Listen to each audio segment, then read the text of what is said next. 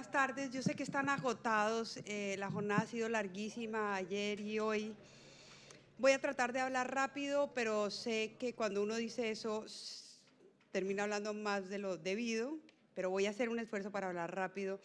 Quiero agradecer al Consejo Superior de la Judicatura por esta generosa invitación que acepté encantada inmediatamente. Estaba en Cartagena, acabo de llegar, estoy feliz de estar acá. Yo estuve 8 años en la Corte Constitucional y cuando hablo con jueces suelo hablar en primera persona, así que le agradezco que me permita estar en este auditorio hoy. Saludar al señor presidente de la Corte Constitucional colombiana, mi amigo, y que me encanta verlo aquí. Espero no decepcionar a mi amigo y colega con la exposición corta que voy a hacer hoy sobre el tema que me pidieron, sobre el cual hablara, que es la importancia de la ética y la transparencia como instrumentos de legitimación del Poder Judicial. Ustedes han hablado de eso todo el día de hoy. Y yo quiero concretar 2 temas concretos para luego seguir reflexionando. En el resto de la jornada y en el resto del camino que nos falta para autorreformarnos, ven, ahí es donde hablo en primera persona. Bueno, pero soy conjuez de la Corte Constitucional, o sea, sí puedo hablar en primera persona. Entonces, quisiera rápidamente señalar qué entiendo por transparencia y qué entiendo por ética y cuáles son los mecanismos esenciales que considero que deben ser implementados para lograr mayor transparencia y mayor ética en el ejercicio de la profesión jurídica desde la judicatura. Y cerrar con, porque esto es importante para la legitimidad del Poder Judicial. ¿Qué entiendo por transparencia? Y voy a ir muy rápido, casi que en titulares. Entiendo que la transparencia es la manera de hacer las cosas de forma tal que uno rinde cuentas mientras ejerce el oficio. La transparencia es que puede haber una supervisión en tiempo real de lo que uno hace, de forma tal que la vigilancia impida la desviación en el ejercicio de las funciones públicas. La transparencia se realiza básicamente en 2 momentos en la gestión, en la función judicial, en la gestión y en la decisión. ¿Cómo en la gestión? En la gestión judicial se requiere transparencia en todos los aspectos que suponen ejecución de recursos para mejorar la gestión judicial, desde la compra de una resma de papel hasta la designación de jueces. Desde la designación de jueces por carrera hasta la designación de los jueces provisorios, que a mí me parece, o provisionales, que a mí me parece que es un vicio que debemos erradicar, y lo digo con mucho respeto por quienes tienen que cumplir esa función, simplemente porque no se han implementado los otros mecanismos. A mí me parece que la transparencia tiene que estar en todos los aspectos de la gestión judicial, pero además tiene que estar en la decisión. La transparencia también supone que las decisiones sean claras, sean concisas, que la gente entienda lo que los jueces dicen. Eso es transparencia.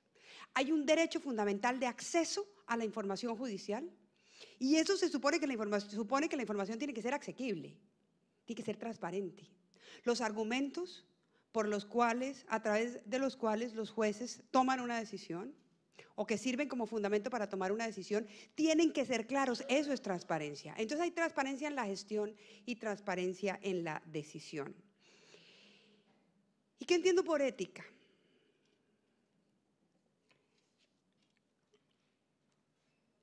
Parecería que la ética, hablar sobre la ética de la profesión jurídica no es fácil, porque si ustedes ven, por ejemplo, en los últimos debates, parecería que la ética se redujera al cumplimiento de deberes legales. O sea, de actos absolutamente inmorales como vender una sentencia, absolutamente inaceptables que están prohibidos por el derecho, que son actos ilícitos. No, eso no es la ética. Eso es lo mínimo que tiene que cumplir un juez, simplemente para que no lo metan a la cárcel, para tener un mínimo rasero de aceptabilidad. Pero ese no es el juez virtuoso. Ese es el juez que está cumpliendo con sus deberes legales. Y eso parecería que en Colombia ya es mucho pedir. No, no es mucho pedir, es lo mínimo. Es decir, las personas que deshonraron la función judicial y que por esa vía manchan a 4.500 operadores de justicia que hacen su trabajo todos los días de manera leal, juiciosa, ética. Esas personas lo que merecen es ser expulsados de la comunidad jurídica, inmediatamente, y además enjuiciados y que los metan a la cárcel, con penas ejemplificantes para todos. pero no es, digamos, eso es solo una parte de la formación ética o del comportamiento ético o del ejercicio ético de la judicatura.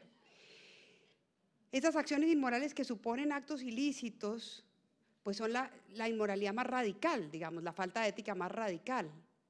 Pero supongamos que cumplimos con eso. Hay una exigencia mayor de la ética, que tiene que ver con el ejercicio del derecho, con la resolución de los dilemas morales que nos presenta el derecho a los abogados, a los profesores de derecho, a los decanos de derecho, a los jueces, a los fiscales. Nos presenta dilemas jurídicos el derecho que no están resueltos por los códigos de procedimiento, ni por los códigos sustantivos, ni por el código deóntico, digamos, disciplinario del ejercicio de la profesión. Hay unos dilemas que no pueden estar resueltos ahí. Y cuando uno los resuelve de conformidad con los valores, los principios y los derechos del Estado social y democrático de derecho, cuando el juez los resuelve de conformidad con los principios de independencia, autonomía e imparcialidad, entonces estamos frente a un juez que de verdad merece el apelativo de honorable.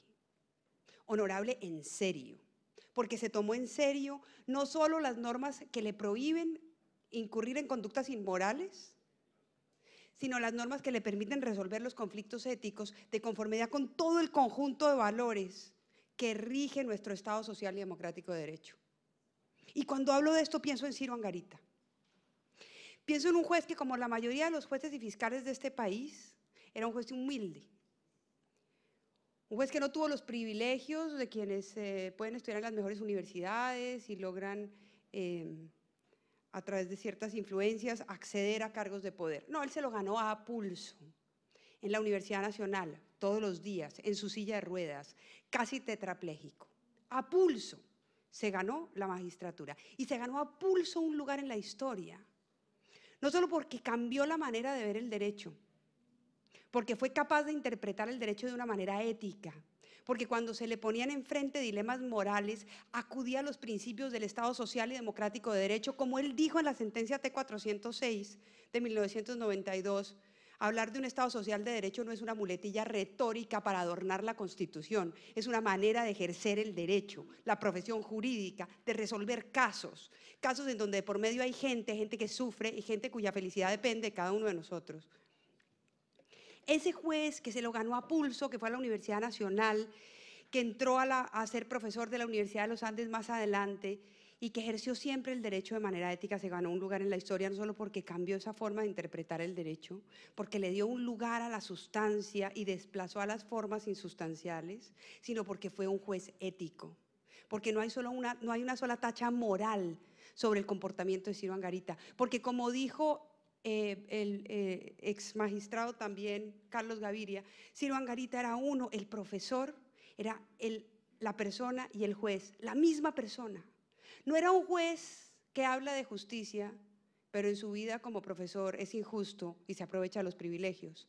O una persona que en ejercicio de su profesión se aprovechó de los más débiles y obtuvo privilegios por eso y obtuvo recursos por eso. Pero luego como juez hace las mejores sentencias. No, era el mismo. Esa palabra, integridad, es a lo que yo me refiero cuando hablo de ética. Entonces, deberíamos empezar a utilizar la palabra ética como corresponde. Lo que son las personas que han violado las normas jurídicas vendiendo sentencias son unos ladrones. Eso lo que son unos bandidos. Aquí no hay simplemente un problema de ética, hay un problema de ilegalidad radical. Empecemos a hablar de ética cuando exijamos que eso se cumpla, que ese es el rasero mínimo, y a partir de ahí sentémonos a ver cómo resolvemos los dilemas jurídicos a partir de los valores, los principios y los derechos del Estado social y democrático de derecho, como los jueces con los que además he tenido el privilegio de trabajar, como el doctor Guerrero, como Ciro Angarita, son capaces de hacer, cada uno desde su orilla ideológica, pero con una enorme solvencia ética. Entonces eso entiendo por transparencia y eso entiendo por ética. Transparencia en la gestión y en la decisión, ética no solamente en el cumplimiento de las normas jurídicas que consagran, que prohíben las violaciones éticas más radicales, sino en un ejercicio virtuoso de la profesión jurídica. ¿Cómo se logra eso? mencionaría rápidamente para cumplir mi promesa de brevedad, porque sé que todavía les queda 3 mecanismos de los cuales ustedes han oído hablar toda la tarde. El primero tiene que ver con una gestión transparente e idónea. Yo creo que tenemos que rodear al Consejo Superior de la Judicatura, tenemos que trabajar con el Consejo Superior de la Judicatura desde la academia para lograr una gestión transparente e idónea. Tenemos que ser capaces de trabajar, ahí hablo como académica, con los jueces, con el sector judicial, para que se puedan autorreformar, porque se necesitan reformas en la gestión judicial. Eso no es una imposición del Ejecutivo, que no, se necesitan reformas en la gestión judicial. ¿Cuáles tenemos que ver? Pero claramente necesitamos transparentar las cifras, tener cifras más agregadas, lograr que los jueces reporten los datos para poder tener esas cifras agregadas, entender por qué los reportan en algunos casos de manera equivocada y entonces nos distorsionan las estadísticas, poder establecer indicadores de gestión que no premien, por ejemplo, la gestión fácil y rápida y eficiente contra la administración de justicia serena y de conformidad con los principios del Estado Social y Democrático de Derecho. Eso lo tenemos que hacer. Es decir, el llamado a la autorreforma y a la autorregulación que hacía el procurador lo quiero acompañar. Pero en segundo lugar, creo que es muy importante revisar los mecanismos de control. Yo creo que es fundamental un tribunal de aforados. Fundamental. En este país, quienes tienen la mayor responsabilidad no pueden estar sometidos a la mayor impunidad. Eso es una sinvergüencería. Quienes tienen la mayor responsabilidad deberían estar sometidos a los mayores controles, a los controles más exigentes. Un tribunal de aforados que no les permita pasar una, porque por eso es que tienen el poder que tienen. Y lo digo porque he tenido la fortuna, de pronto inmerecida, de estar en ese lugar. Y sé que cuando uno ejerce ese poder, necesita que lo miren, necesita que lo vigilen. A mayor responsabilidad, mayor vigilancia. Tribunal de aforados. Como quieran que lo llamen, pero tribunal de aforados. Y comisión de disciplina judicial adecuada. Es que hay que reformar esa comisión de disciplina judicial. Yo con mucho respeto por el señor presidente de la República, creo que tiene que revisar esas ternas. Yo no entiendo de dónde salieron las ternas, yo no entiendo por qué esas ternas se organizaron como se organizaron, y yo no entiendo cómo es posible que a los jueces de los jueces los vayan a elegir sin que nadie diga nada, sin que nadie vigile las hojas de vida de las personas que están ahí. A mí eso no me parece razonable. Son los jueces de las personas que administran justicia, sobre todo para quienes lo último que tienen es esa administración de justicia, para quienes agotaron todo lo demás, para quienes no pueden ir al arbitramiento, para quienes ya agotaron toda la vía administrativa, para quienes tienen su derecho a merced de la justicia. A ese juez lo va a juzgar alguien que está en unas ternas que nadie sabe quiénes son, de dónde salieron, por qué están ahí, ni cómo se van a elegir. Eso a mí me parece que en un Estado social y democrático de derecho serio y responsable con la rama judicial no debería pasar.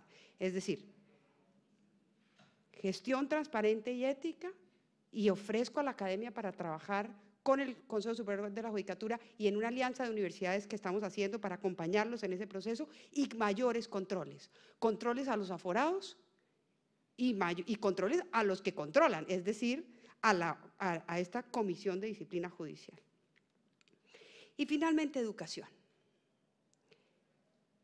Nosotros no hablamos de educación, es que nos la pasamos hablando de leyes, de reformas legales y reformas constitucionales. Hay muchas de estas cosas que se podrían resolver simplemente con una mejor formación legal. Y yo hago un mea culpa desde la Facultad de Derecho de la Universidad de los Andes, desde donde yo soy decana.